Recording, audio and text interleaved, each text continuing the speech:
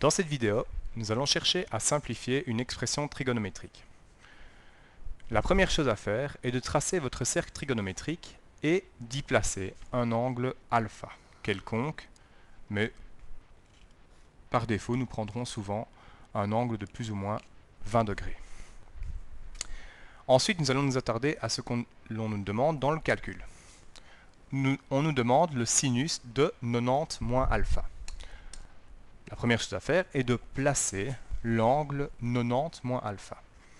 L'angle 90 moins alpha, 90 degrés, moins alpha, la valeur de alpha, c'est plus ou moins ceci, hop, nous avons donc l'angle 90 moins alpha. Cet angle 90 moins alpha, nous recherchons son sinus. Le sinus de l'angle 90 moins alpha se trouve ici. Si l'on regarde par rapport à l'angle alpha, il est évident que par rapport à l'angle alpha, nous n'avons pas du tout le même sinus. Mais par contre, si nous regardons correctement, nous avons un cosinus qui est totalement identique au sinus de l'angle 90 moins alpha. On peut donc dire, plutôt que d'écrire sinus de 90 moins alpha, que c'est la même chose que le cosinus de alpha. Nous continuons le raisonnement pour la tangente de 180 moins alpha. Nous allons donc placer l'angle 180 moins alpha. Nous avons donc l'angle qui se trouve ici.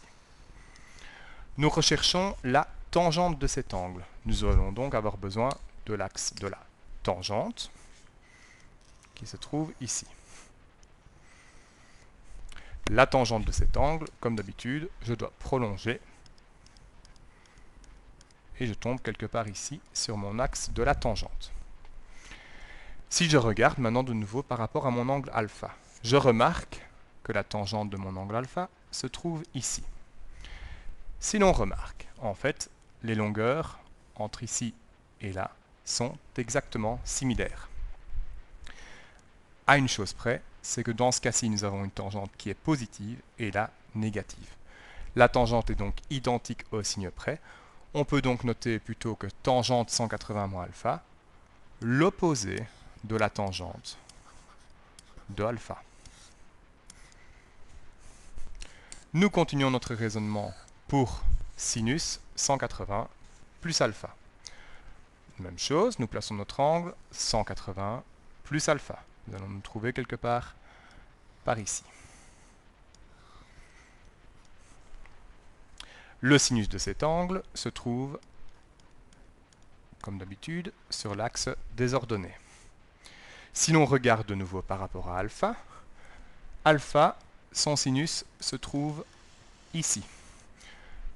Tout comme la tangente, nous voyons que le sinus, cette distance-là et cette distance-là, sont identiques, de nouveau, que les deux sinus sont identiques au signe près, et donc ils sont en fait opposés. Et donc nous pouvons écrire que c'est l'opposé du sinus de l'angle alpha. Ensuite, il nous reste à développer. Cosinus alpha reste cosinus alpha. Moins tangente d'alpha, vous savez que tangente c'est sinus sur cosinus. Et comme c'était moins tangente, eh bien c'est moins sinus sur cosinus. Le tout sur moins sinus de alpha. Évidemment, nous allons simplifier les deux cosinus. Nous allons simplifier les deux moins.